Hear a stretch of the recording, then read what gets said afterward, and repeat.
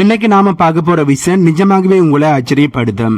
சீனா இந்த நாடு இவ்வளவு வேகமா வளர்ச்சி அடையும் என்பதை யாருமே எதிர்பார்த்திருக்க மாட்டோம். அதுவும் கனவுல கூட யோசிச்சு பார்த்திருக்க மாட்டோம்.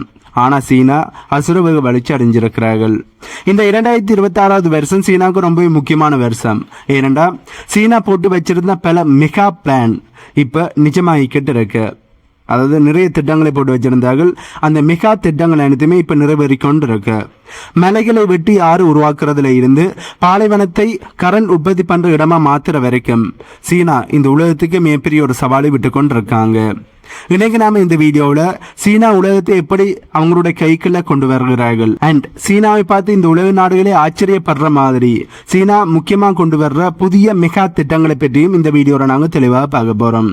வீடியோக்குள்ள போறதுக்கு முன்னாடி நம்ம சேனலை சப்ஸ்கிரைப் பண்ணி பக்கத்துக்கு பெல் ஐக்கானை கிளிக் பண்ணி வைங்க.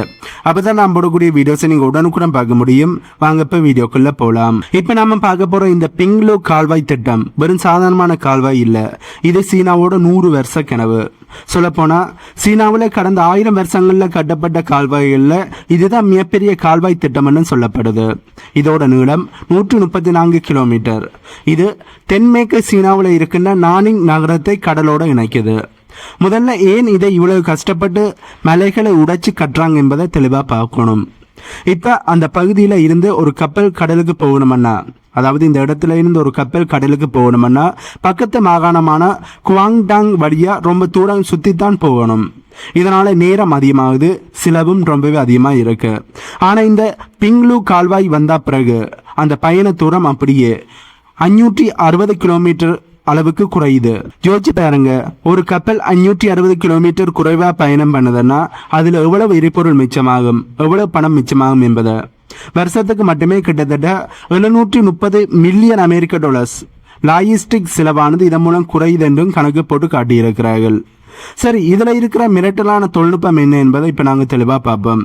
இந்த கால்வாய் வழியா 5000 டன் எடை கொண்ட ராட்சச கப்பல்கள் அசால்ட்டா போக முடியும். ஒரு 5000 டன் கப்பல் என்பது 100 ரயில் பெட்டிகளுக்கு சமம். அந்த அளவு வெயிட் இருக்கு.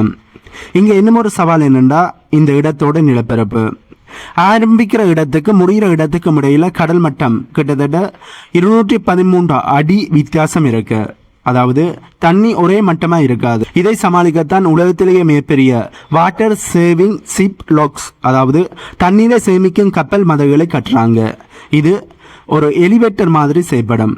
வாட்டர் எலிவேட்டர் மாதிரி செய்யப்படும். கப்பல் உள்ள வந்ததும் அந்த அறையில தண்ணி ஏந்தி கப்பலை அடுத்த கட்டத்துக்கு கொண்டு போகும். இதுல ஆச்சரியம் என்னென்றா இதோட கதவுகள் வெறும் 30 செகண்ட்ல மூடும், 1 நிமிஷத்துல துறக்கும்.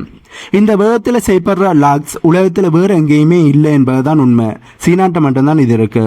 அது மட்டும் இல்லாம 2026 மே மாசமான இப்ப இதோட முக்கியமான ஒரு மைக்கல்லான சிகாய் பிரிட்ஜானது சிகாய் பிரிட்ஜை துறந்துட்டாங்க. இதே போல மொத்தம் 27 பாலங்கள் இந்த கால்வாய்க்கு மேலே அமைய போகுது.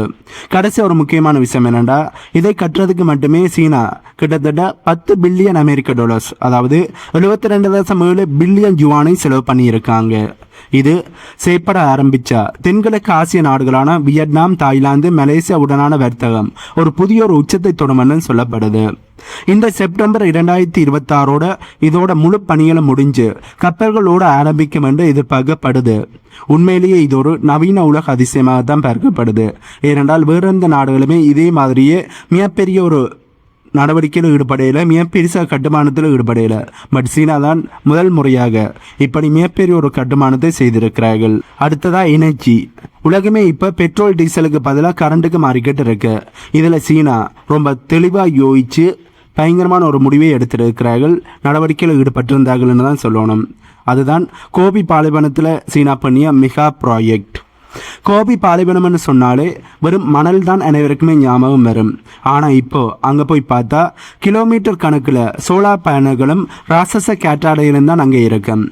இங்க உற்பத்தி பண்ற கரண்டை 2000 கிலோமீட்டர் தள்ளி இருக்கிற பீஜிங் மாதிரியான பெரிய நகரங்களுக்கு அதி உயர் அழுத்த, அதாவது UHV லைன் மூலமா கொண்டு போறாங்க. இதுல இன்னும் ஒரு ஆச்சரியமான விஷயம் என்னன்னா, சூரியன் இல்லாத நேரத்திலையும் கரண்ட் கொடுக்கணும் ஜெயன் பேட்டரி ஸ்டேஷன்ஸையும் அங்க உருவாக்கி இருக்காங்க. இதனால சீனா மற்ற நாடுகளை எதிர்பார்க்காம அவங்களுக்கான கரண்டை அவங்களே தயார் பண்ணிக்க முடியும், தயார் பண்ணி கொண்டு இருக்கிறார்கள். அடுத்ததா நாம பார்க்க போறது பூமியை தாண்டி விண்வெளியில சீனா செஞ்சுக்கிட்டு இருக்கிற அசுரவேக வளர்ச்சியை பற்றி. ஒரு காலத்துல விண்வெளினாலே அமெரிக்காவோட நாசாவும் ரஷ்யான் தான் அப்படின்னு நாம நினைச்சுக்கிட்டு இருந்தோம். ஆனா இப்ப நிலைமை தலைகீழா மாறிடுச்சு. 2026 சீனா விண்வெளியில ஒரு அசைக்க முடியாத சக்தியா உருவெடுத்து நிக்குது என்பதுதான் உண்மை. முதல்ல சீனாவோட சொந்த விண்வெளி நிலையமான தியாங்கோங் பேஸ் ஸ்டேஷனை பற்றி தான் பார்க்கணும். இதோட அர்த்தம் சொர்க்கத்தின் அரண்மனை, அதாவது ஹெவன்லி பேலஸ். இப்ப 2026 மே மாசத்துல அங்கே ஒரு முக்கியமான மிஷன் ஆனது நடந்துகிட்டு இருக்கு. சென்சோ 23 விண்கலம் மூலமா அங்க போயிருக்கிற விண்வெளி வீரர்கள் ஒரு சாதாரணமான விஷயத்தை செய்யல. அவர்கள ஒருத்தர் முழுசா ஒரு வருஷம் அங்கேயே தங்கி ஆய்வு பண்ண போறார். ஏன் ஒரு வருஷம்? இந்த கேள்வி கண்டிப்பா உங்களுக்கு எழும்பும்.